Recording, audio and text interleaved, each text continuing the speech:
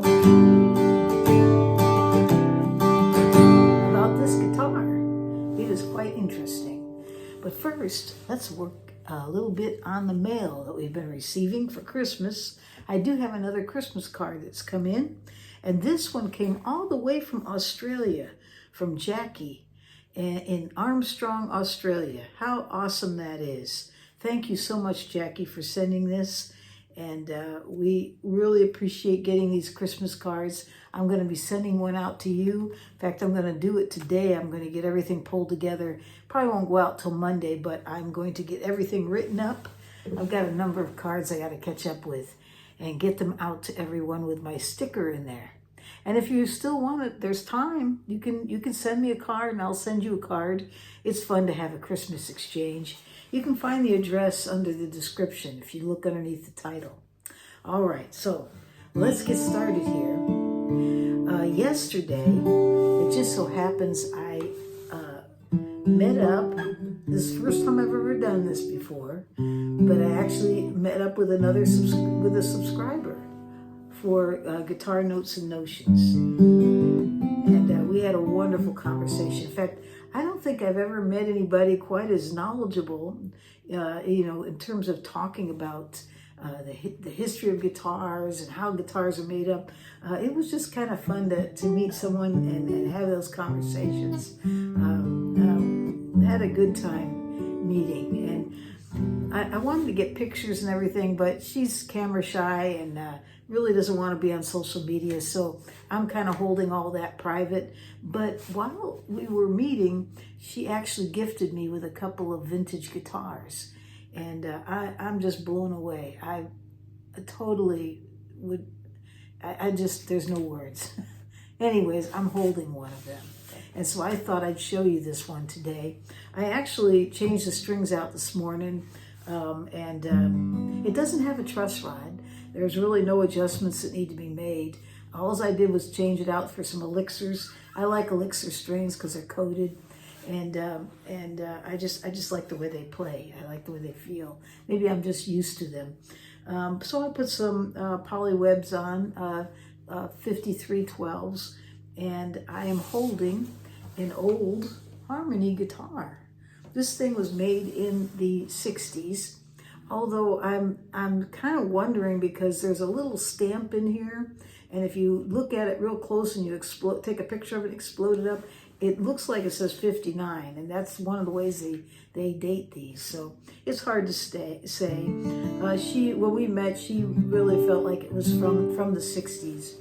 But there's a little more about this guitar in terms of the history. Is a person that owned it before her actually took the back off and did a conversion on this. And there's this thing where they're taking these old guitars, like a Harmony guitar. These are made in the United States, by the way, in Chicago. The company was actually owned by Sears. But they're taking these, and particularly these, taking the ladder bracing off and replacing that top bracing with neck bracing, and in order to get it to open up. At least that's the thought. I don't know. I don't have a feeling about it either way. I know it's controversial making changes on guitars that are vintage, whether or not it lowers their value and increases their values. When I look online, I see both ways.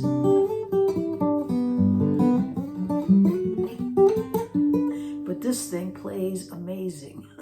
I mean, it's beautiful. In fact, when you look at it, it's made with mahogany. This is a solid mahogany top. And the back is also solid mahogany. But what's really interesting about it is usually guitars are, they're quarter sawn and book matched. And you see two pieces or three pieces. In this case, it's one full piece across the top. See how beautiful that is? There's just a slight curve on it and everything. It's just beautifully done. And when you look at the top, once again, it's one piece. There's no seams. This was never two pieces. This guitar, the top and the back, are made out of one piece. So that's really kind of neat. I did do a video on the inside, and just to take a look at it. And, you know, you can see the X bracing that's done. It's very dusty inside. Probably could use a little cleanup in there. But, you know, it looks typical. Everything looks pretty well made. There is a new bridge plate on this guitar. It looks like it's made out of maple. And the fingerboard, I think, is Brazilian rosewood. When she gave it to me, she thought it might be as well. I took it in to a dark room and flashed a black light on it, and sure enough, there's no glow, nothing, and that's typical of Brazilian rosewood. If it glows, it's not Brazilian. At least that's what I heard. You know, I'm just going by what I heard. Somebody might say, "Oh, that's not completely true."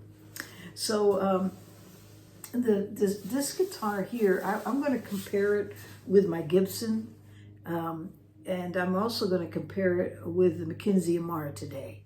I wanted you to hear the difference of sounds. They're all small body guitars, although this one's a little bit bigger because this is an OM size. It has a regular full scale 24/4 and or not 24/4, 25/4, and the top is 15 1/8 inch across. Although it's thinner than usual. This thing is about 3 5/8 inches in terms of depth. And we start looking at the Mackenzie Marr and the Gibson. They're both very similar in size, but they're not 15 inch, they're 14 inch across the bout. But they do have a more depth, they're 4-inch depth. So there's, you know, they're not the same, but I think in terms of volume, because of the depth of those guitars, they're closer. But it's still not the same. But I did want to compare against something, and it's what I have. So I thought I'd let you hear a Chicago-made harmony guitar from the 60s, and what it sounds against the little Gibson I have that's made in Montana, and also the Mackenzie Marr, which comes from us from Canada. And so I thought maybe you'd enjoy hearing the differences on them. So this is a beautiful instrument.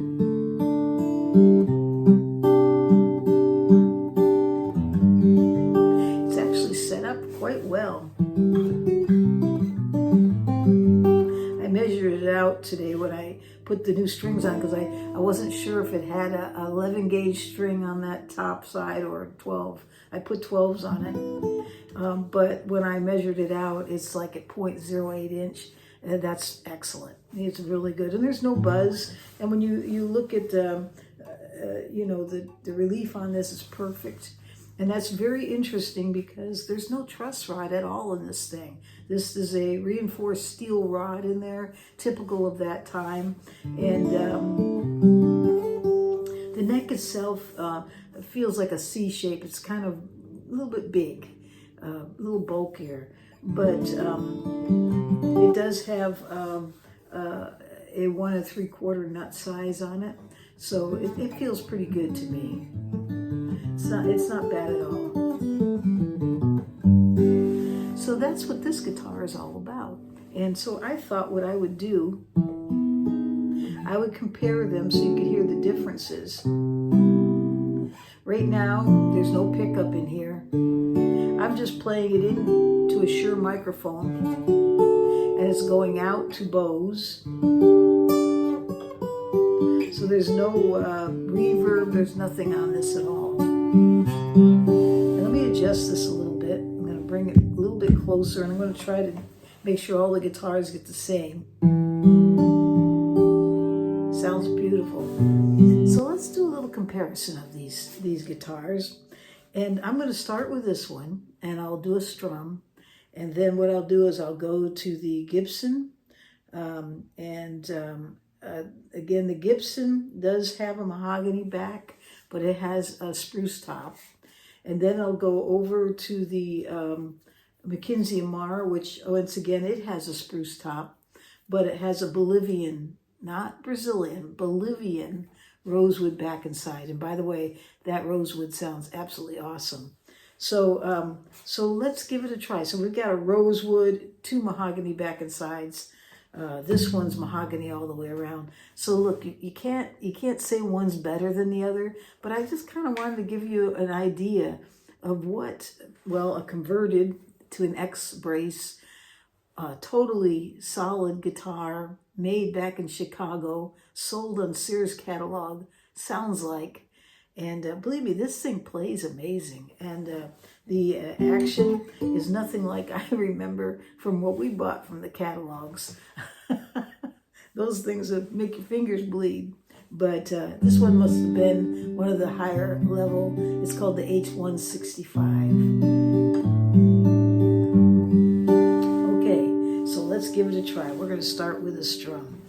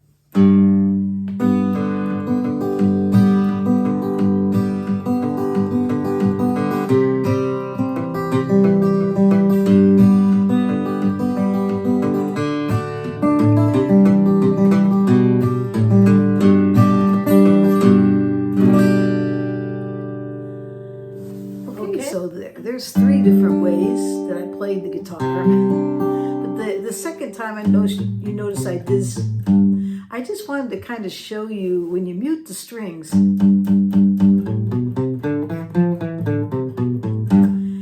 just what kind of sound you get. And I have to say they're all different. They're all different. I can't say one's better than the other, although this one pretty shines really well with that mute.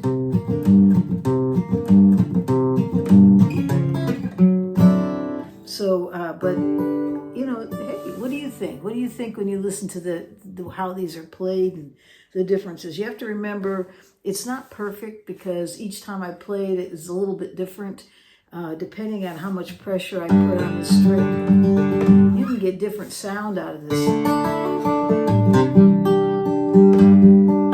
So it's not a super scientific approach, but it gives you an idea. It's interesting because this is very beautiful. And I want you to hear, I want you to hear this one more time because I noticed.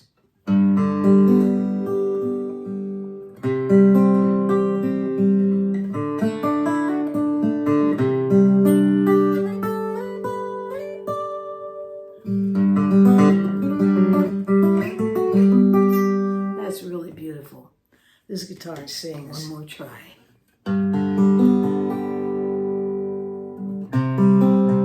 They're all different.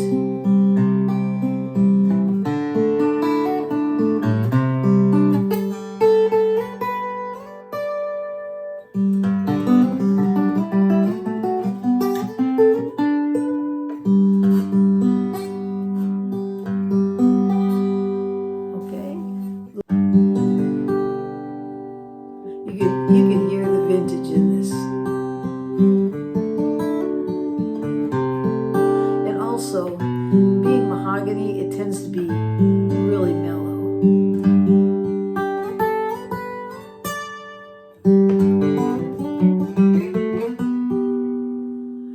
All right, so I'm going to leave that with you and see what you think. I was going to do a capo difference too.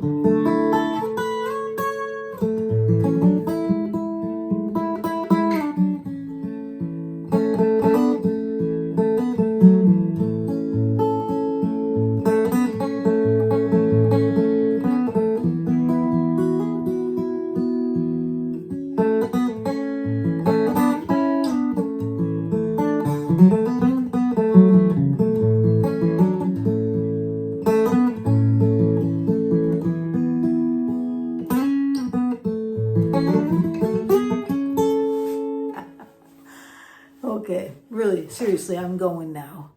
And don't forget to subscribe if you haven't. And send your cards. If you want one back from me, send a card. The address is there. I love getting Christmas cards. And then last but not least, if I do have a membership, so if you're interested, I need to keep that fed though. I've got to put a video out soon on that. And yeah, I think that's it. I hope you all have a great day or night, wherever you are in this world.